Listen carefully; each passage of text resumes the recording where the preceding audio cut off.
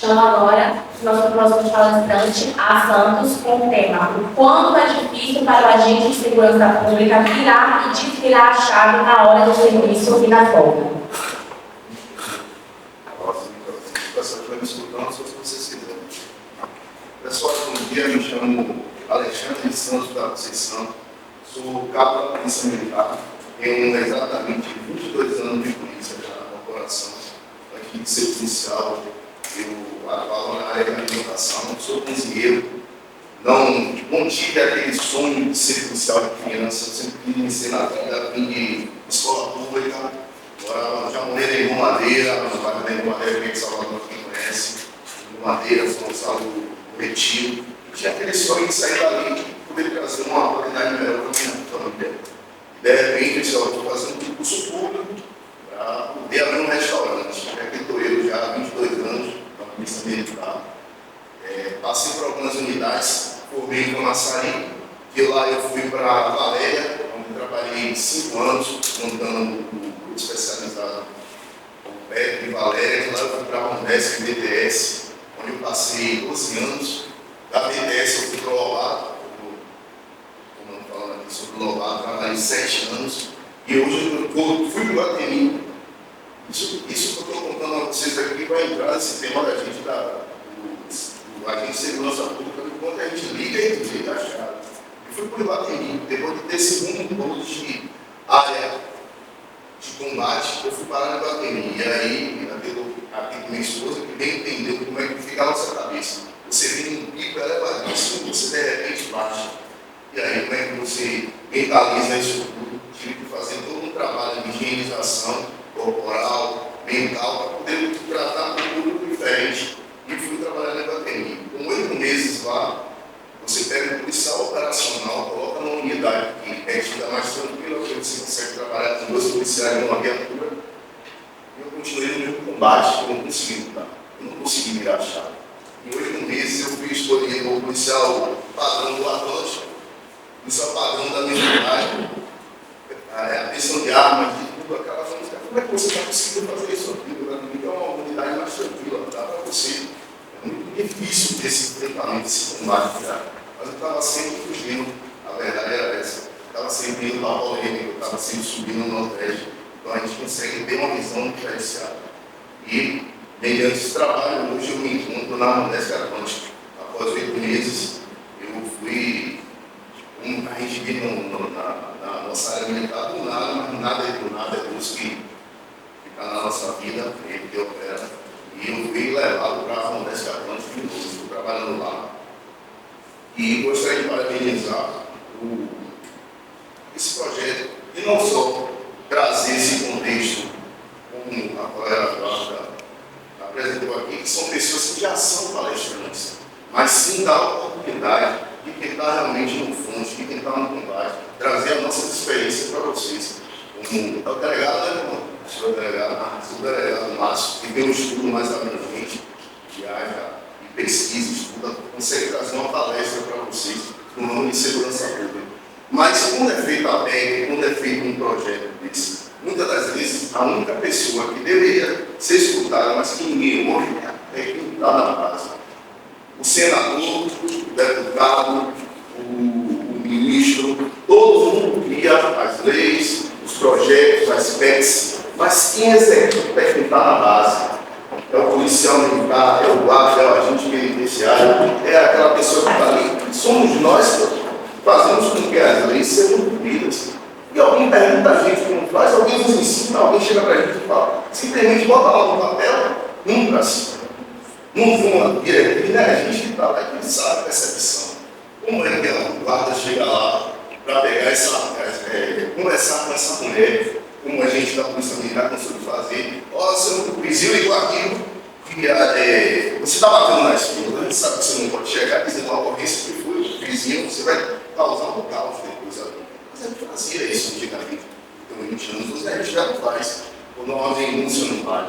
Então, como é que age com essa escuta? Como eu já cheguei em uma ocorrência e o marido bateu na mulher, 6 filhos, conduz como para a delegacia, qual o protocolo a ser usado? Eu falo isso todo dia, qual o protocolo eu devo usar? Usei no rádio. Isso é bom para quem está ouvindo, mas para a gente que está lá embaixo fazendo isso, várias funções. Qual o protocolo? 6 crianças, o cara bêbado, trabalhou o dia todo, bateu na mulher, o menino agarrou na minha perna e começou a chorar. E eu sou o quê? Eu falei no início? Alguém lembra? Foi o que eu falei? Qual é a minha origem da Polícia Militar? A minha origem é operacional. É isso que eu quero trazer para vocês. Como chega a me arrepender, como virar e desligar a chave. Um policial que eu cheguei ali para combater uma situação e passei por uma agressão de nessa situação de mulher e tal, de violência. E a criança lavou na minha perna e disse, tio, não prenda meu pai. É mais importante fazer essa condução ou tem cidade gerenciada? Não sei, nenhum ensinou esse protocolo. Foi na minha brutalidade. Por isso eu olhei, que é uma velha, um menino de 9, 10 anos, peguei ele, peguei o pai. Peguei ele assim, eu ficava essa família. Sabe nisso aqui? Se a partir de hoje você continuar nesse processo, quem vai ter uma situação de sou você vai dormir na casa do seu filho mais velho, você vai sair, e a gente vai sair, vai comprar as coisas para seu filho, para seus filhos, e todo o meu serviço eu estou aqui, observando como é que você está. E você está pensando que é sua mulher que vai te levar para a delegacia? Eu vi na minha foto que fogo, saímos com a missão, cada um desses R$50. Compramos os alimentos, voltamos, o vizinho saiu na porta. Até então, naquela hora, era o ofício, que era a polícia, descia para confrontar. Eu só estou parando assim, dizendo que as contas estão muito alegre, né, brincando. A mulher chorando, e a senhora quer ir para a delegacia. Eu posso falar com meus filhos. Eu tenho muito para longe, 9 da noite, não dormi não. Mas está bonitinho na lei lá, ó. Todo mundo votou bonitinho, todo mundo julga aqui. Quando a guarnição chega, a polícia só faz isso. Mas vocês não pediram na lei, no Estado, na sociedade que precisa dessa lei. Mas como operar? Qual é o protocolo científico e policial? Como é que isso me essa chave? É isso que eu quero trazer para vocês. Fizemos tudo direitinho. No outro serviço, estávamos à noite. Fui lá à noite, como é que está o caramba? E teve outras conversas que pedem ouvido, não está conversar aqui. Eu digo para vocês, eu comerei durante 7 anos. Senão eu vou ficar mais que tareia. São coisas de bastidores que fazem, que é o que marca, que é o que na lei, mas ninguém vai me ensinar como fazer a gente. Nós que somos os operadores de segurança pública, temos que moldar, mas o legal não serve como lugar errado. Ninguém entende que a gente tem dificuldade em processar e operar. E aí, esse cara, de boa com a família, virou meu amigo passado e me chamava de pai, o pai mais velho que eu tenho 45 anos de boa. E aí, meu pai, que na favela, o pai como eles chamam do coroa e tal, é a pessoa que organiza tudo, porque tem um Estado, mas tem um poder paralelo. A menina blogueira sumiu, alguém sabia disso aqui, naquela entrevista da Liga, sumiu, porque ela brigou e não pediu autorização para ela lá. Então, eu comecei no meu tempo de serviço, a aprender a lidar. Nem tudo vai ser a lei, nem tudo vai ser o certinho. E tem coisas que a gente vai ter que fugir a regra para resolver ali. Eu tenho certeza que a família dele foi a minha melhor opção, não ter conduzido naquele horário para a delegacia. Mas vai ter uma hora que eu também não posso me responsabilizar. E se eles faqueassem ela? O vizinho ia ligar, ia dizer, a polícia esteve aqui e não levou ele para a delegacia.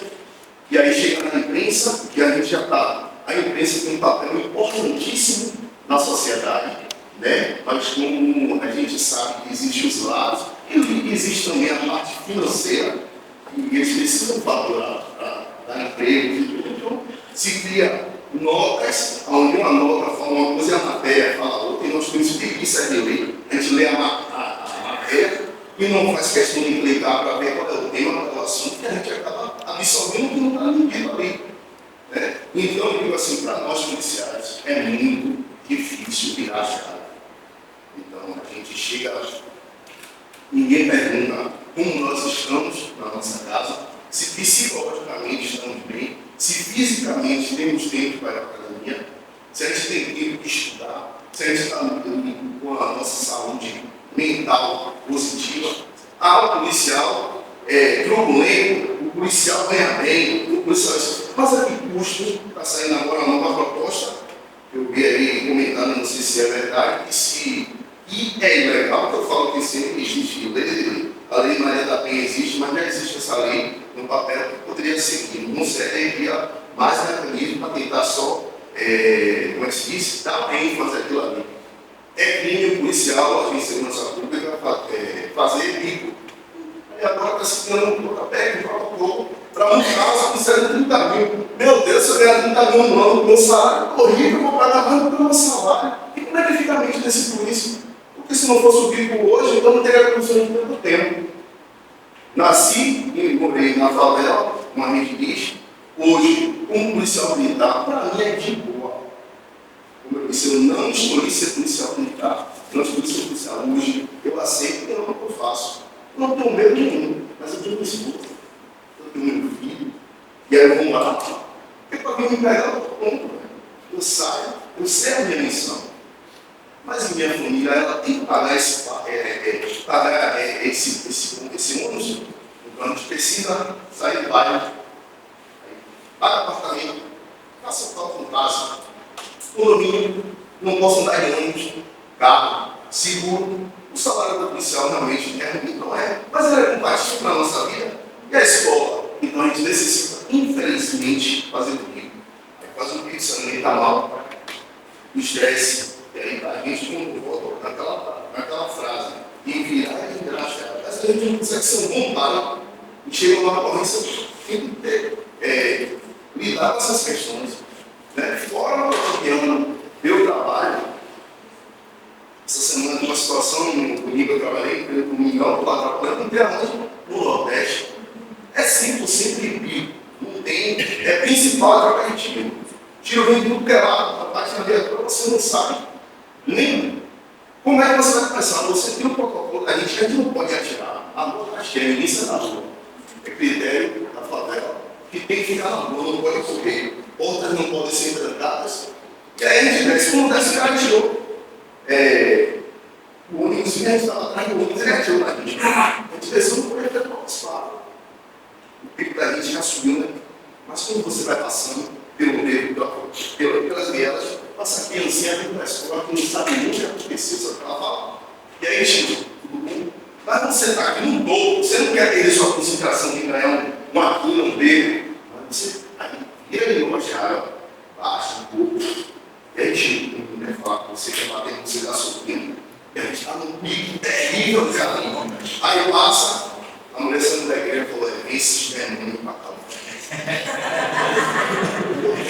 Deus lhe abençoe, senhora. Deus lhe abençoe. Percebeu. Então, isso que eu falo, quando eu falo que esse tema é importante, e o quanto é importante a gente que está aqui na base, não sabe falar direito, não é palestrante, não tem tempo para fazer. Você vai fazer a palestra desse aqui, eu lembrei, olha, o cara mandou para mim, fala o que eu falei, vou me lembrar do que eu falo cotidiano, cara. Outra coisa que nós fizemos, eu já fui diretor de associação, já tive a oportunidade de viajar para Brasília, para São Paulo, a Bahia quase toda, né? Entrei numa associação com 800 pessoas, saí com 14.600. Hoje, sou feliz porque aprendi muita coisa, mas também sofri muita sanção na polícia, muito aumento psicológico e outros processuais que eu respondo até hoje. E não me arrependo. Porém, não faria mais. Eu acho que é uma carga muito pesada que a gente recebe. E o que foi que eu fiz? Eu passei a ir para a rede social.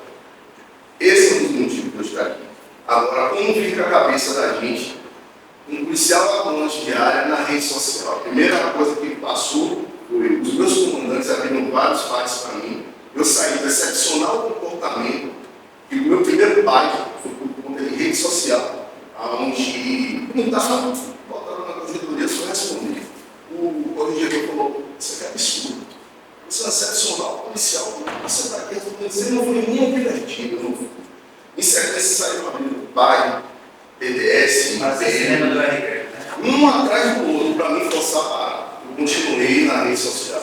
A minha intenção não era prejudicar o Estado, era trazer isso aqui. Como hoje, eu estou aqui, os policiais estão em todo o Brasil, alguns sendo demitidos, e você não tem noção do quanto a gente passa de o próprio colega. O que a população fala é coisa natural, mas o próprio colega nos criticam, mas quando precisam, pede a gente, para que a gente fala, para que a voz deles chegue no lugar. Então, hoje, eu consigo trazer mais sobre essa virada de chave, sobre essa qualidade do policial, porque quando eu fiz tantas lutas, fiz movimento no carro, tive a oportunidade de ficar cercado pelo exército dentro do CAB durante 12 dias, né? Já fiz outros movimentos, fiz também do Oeste, e hoje o contexto da polícia não tem mais como a gente estar fazendo esse tipo de movimento. Tem que ser usando outros mecanismos, porque as sanções são muito pesadas e a gente não alcançou quase nada. Mas o que eu quero trazer para vocês, que eu espero que sirva, é essa questão da virada de chave. E quando eu chego em casa, também em relação ao meu filho, depois de estar num combate desse, depois de ir para a delegacia, e aí chega em casa, está meu filho lá querendo começar, a gente sem paciência. Então, tudo é um contexto que eu sempre pergunto, às vezes, em algumas ocorrências. Ok, segundo, não, essa é a qual protocolo será adotado nessa ocorrência e ninguém sabe, principalmente quando se trata de questões pessoais. Vocês quiserem fazer alguma pergunta? Alguém quiser fazer alguma pergunta aí, alguma? Eu vou só uma pontuação. Você veja que nas críticas, sempre a ausência de protocolos nacionais, né? E você é um policial da ponta, como eu também já fui muitos anos, né? No início, todo mundo era envolvido. Hoje você vê mais uma atividade burocrática na Polícia Civil, né? Mas quando a gente, nos anos 90, o delegado participava da burocrácia. E você vê a ausência de protocolos. E uma das questões é a curva da letalidade. Tem que diminuir, você acompanhou isso, câmeras corporais, etc. Mas o outro lado do adoecimento do policial. Uma polícia, hoje a Polícia Militar da Bahia é a polícia que mais mata no Brasil. Ou seja, a polícia que se envolve mais na ocorrência de confronto, intervenção com resultado de morte, situação dos antigos aéreos. Por outro lado, quantos policiais estão morrendo lá, né? Quantos policiais estão adoecidos? Então, a beleza do direito é essa, porque fica pensando assim, é só palestrando, você está trazendo a sua experiência. E essa experiência, muita gente está falando por aí para ter uma melhoria, não é assim? Porque não sabe o que é que o policial militar está passando na porta. E quem está no comando do brinquedo na Rodovia Império, porque era assim, antes mudou, né? Graças a movimentos como vocês, eu ocupei tudo isso, né? Entendeu? As coisas foram, né? Parecem poucos avanços, né? Mas precisa de pessoas como você. A sindicadora do condomínio ficou assim, me parou e perguntou: você quer levar seu cachorro para passear armado? O condomínio supostamente tem segurança entre aspas, até fechado, na cabeça das pessoas normais, como são agentes de segurança pública, há uma certa segurança. Aí eu falei assim: beleza, o portão abriu, uma certa-feira o cara entrou de moto, tomou um carro e conseguiu sair. Pois se tivesse certamente um policial com visão armada, teria reagido. E por que eu tenho que subir no cachorro desarmado? É isso que para a gente é tão difícil, ligar e desligar a chave do agente de segurança pública. O que eu tenho sentido mais conflitos assim é como não tratar a sua esposa, né? Tratar a sua mãe, seu filho, de uma maneira mais inteligente, acarretado de estresse, de negatividade, de coisas ruins que as pessoas ficam o tempo todo lançando na gente, porque alguém fez a lei e eu não quero fazer ela cumprir. O cara disse que não pode ler da poluição sonora do paredão, mas não vai lá, a gente chega a polícia e vai como, só está dizendo lá, é proibido, vá cumprir. Alguém liga, o denunciante, e o policial tem que ir. Mas qual é o protocolo? Como ligar e cumprir essa coisa? Aí quando você sai do paredão, você está esgotado, física e psicologicamente. Mas aí, quando o policial ele erra, tem aquela enxurrada de pressão, enxurrada de críticas. Eu costumo dizer assim, tem termo que a gente usa muito, que são os policiólogos. Né? Todo mundo está estudando e nunca teve a oportunidade de participar ou até de se colocar em alguma ação. Mas todo mundo critica. E você faria como para parar o paredão? Onde dentro do paredão você já chegou no seu pico máximo, porque tem elementos armados, consumo de bebida, de droga, crianças tudo errado. Aí você chega e aquele cara, aquela mulher que está fazendo aquela gritaria, ela é obrigada mesmo a fazer aquilo para tirar o foco. E como é que você chega nessa ocorrência? Como é que você canta? Como você chega no pico? Ela está se resolve com caos. Inicia aquele dia nem prova. Porque falar é muito fácil. Agora, para a gente ter poder dessas chaves, se sobe, como é que você trata dele? Você vai dar outra ocorrência que não tem nada a ver com aquilo. E às vezes a intuição não consegue. É grosseiro, não tem um estudo, não tem uma educação. Chegou no quartel cheio de problema, ninguém perguntou a ele, entrou numa viatura, cheio de problemas, pegando necessidade para dificuldade de alimentação, com água, com fardamento. É tanta cobrança que às vezes o cara prefere até ir direto para a ocorrência do que parar para pensar. Muitos policiais às vezes preferem estar trabalhando do que estar em sua própria casa, porque ele não sabe lidar com sua esposa, ele não sabe lidar com seu filho. Eu canso meu primo, o pessoal chega para mim e pensa, até eu mesmo já passei por isso. Então, ele dizia que não precisava, mas quando eu me vi, eu já estava com um psicólogo. Tive que fazer, tive que colocar minha família, tive que fazer. Porque é só carro, é só cobrança, e ninguém traz a solução. Entendeu? Então, eu acho que esse tema também deveria ser mais abordado, e se preocupa muito. Nós fazemos o melhor carnaval do Brasil, sabe, do mundo, mas ninguém pergunta como é que faz aquele policial que sai lá de Barreira, vem de ônibus para aqui, fica alojado com a escola, com toda qualidade, beleza, mas está longe de sua família e etc.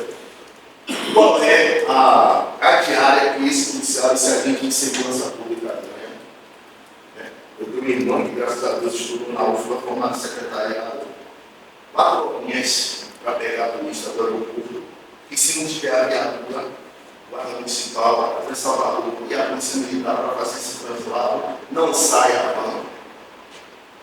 R$500 ela ganhou, 2 tickets de R$50. Irmão, não usei não, que é para você, porque até que eu trabalhar 12 horas, 9 horas para ganhar uma diária, graças a Deus, a gente tem que botar no céu. Mas não quer saber não. Todo mundo quer só cobrar. Então, pessoal, senhores, que sejam multiplicadores, quando você vê alguma cena, algum fato lamentável, algum erro policial, busquem mais a fundo, busquem pelo menos parar e raciocinar, não só ser levado pelaquela grande emoção que a gente está vendo ali.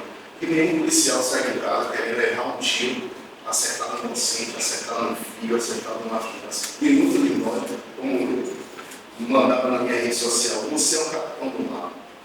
Mas quando eu carreguei balde de água na rua Jardim Oliveira, quem sabe lá na Madeira, tinha uma bica lá embaixo, quando faltava água, eu descia com o meu balde para pegar água, e o cara dizia, você é de rua, você não vai descer aí não, me batia e mandava voltar.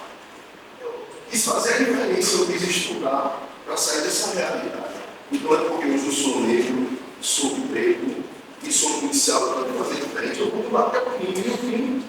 Infelizmente, vai sempre ter pessoas ali que vai defender, porque não é um país. Mas a gente não pode abraçar todas essas situações. Entendeu? Busquem ter um olhar diferenciado, porque eu acho que se a população e a sociedade tentasse mais se aproximar da polícia, o nosso trabalho seria bem diferente. A gente precisa de ajuda, a gente precisa que a sociedade entenda que nós não somos esse super-herói total, a gente sangra, a gente sofre, a gente tem passado um nível elevadíssimo de policiais que têm tirado a sua própria vida, e vocês não têm noção de quanto isso acarreta, não só na vida da família deles, do filho, como dos colegas. Se vocês quiserem fazer uma pergunta, quiserem tirar algum assunto, fica agradecido.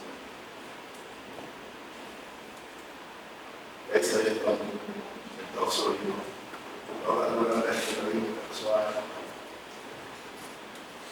Sobre o preconceito que há na instituição, quando o policial decide procurar um psicólogo, há preconceito interno de demais policiais e até dos superiores. Você pode passar também. Essa muito a grande situação é que o policial, o militarismo, tenta colocar na sua cabeça que você é um ser superior.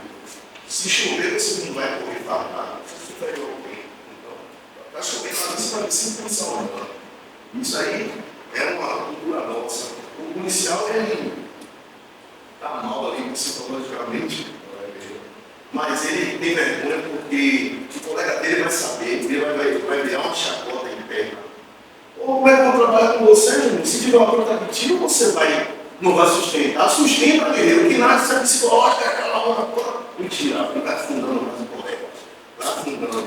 E ninguém percebe, poucos que vão perceber isso. Então, existe a vergonha, existe o preconceito, existe, como eu falei a você, a maioria de nós policiais, a gente vem de muita luta.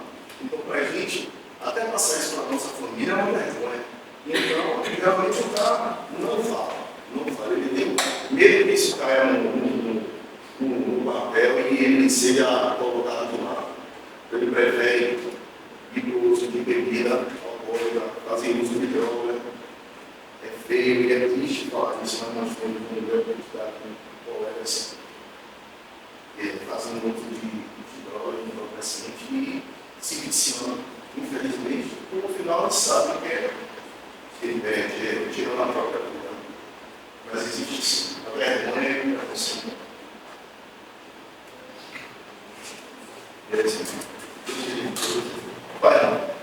Como o senhor tem lidado com essa questão da exposição nas redes sociais e essa cobrança interna do comando? Porque tem visto vários outros policiais se expondo e tomando represália do comando.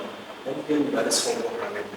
O comando a gente já esperava, mas que mudou agora, esse novo comandante tem uma postura totalmente diferente, não só com a troca, mas sim com a própria sociedade, com a imprensa. Totalmente diferenciado. Ele disse o seguinte, que a rede social está aí. É livre para você falar.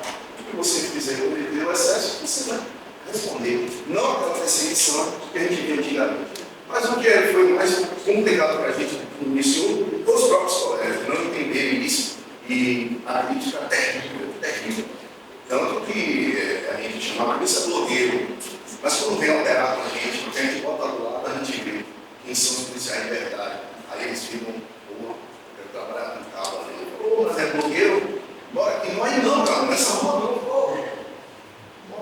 Então, é difícil.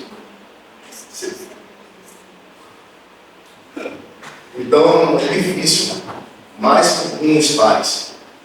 No curso superior, a gente sempre vai esperar. E aí, Zé, então? Um complemento para o que o colega falou aqui, em relação àquela crítica em relação às câmeras corporais. Né? Muita gente acha que as câmeras nós temos medo só para evitar, para esconder supostos erros cometidos dos policiais. Mas uma coisa que muita gente não percebeu é que muitas vezes você só consegue desabafar com o seu colega do lado da abertura. E essa câmera também vai impedir que isso aconteça. Isso aí vai impedir que você desabafe. Você só tem o seu colega de serviço ali, você vai passar 12 horas de serviço, 24 horas. Então a câmera também é um fator que vai prejudicar muito a saúde mental dos policiais. Por esse motivo, você já tem problema em casa, você não consegue desabafar, porque você é um super-homem, você é um policial, você não pode desabafar em sua casa, você não quer levar o problema de trabalho para casa, e aí você só tem o seu colega de trabalho para você conversar. E com a câmera você vai ficar inimigo, porque ele também está sendo monitorado 24 horas. Uma coisa que eu costumo dizer é que a câmera, bem contrário do que vocês imaginam, para a gente segurança pública é ótimo. Mas segurança jurídica não tem que estar explicando, não está ali. Vai ser ruim para vocês, na sociedade. Porque para o policial fazer 100% do que manda a lei é tranquilo. Eu não vou me expor, não vou prevaricar, vocês vão, quando a imprensa botar aquele vídeo editado, cortado, eu tenho que ir me explicar que muda. Além do policial ter que levar aquela situação ao contrário. A gente que tem que provar que uma pessoa fez, não. A câmera está ótima. Mas aquele cara que anda de moto, trabalhador, sem habilitação, reserva, condução, para aquela pessoa que está ali cometendo uma situação, como eu falei, do pai que cometeu a violência, né? No momento lá da discussão da esposa. A questão de tudo é zero. O policial vai ser tranquilaço. Não tem problema. Quem vai sofrer é a sociedade. Mas faz parte, porque a tecnologia está aí para ser usada, ela tem suas partes positivas e negativas, mas para a gente policial, eu não vejo dificuldade nenhuma. Há dificuldade no uso das mulheres, né, que tem essa parte no banheiro, que tem uma coisa mais corretamente explicou que tem que desligar quando for no banheiro, ou tirar, colocar em alguma posição que não possa estar sendo exposto, nada, mas é complicado nessa parte do bate-papo do serviço, que tranquiliza e tal, e a gente não vai poder se expor muito. Tem que ter mais um cuidado, tendo essa dificuldade quando encontra o colega que eu estava na missão e já vê a câmera e fala, colega, ninguém quer conversar com o cara, está sempre filmado. O tempo escutou, agradeço a todos vocês, agradeço pela oportunidade, porque eu tenho conseguido colaborar muito com esse projeto. Que Deus nos abençoe.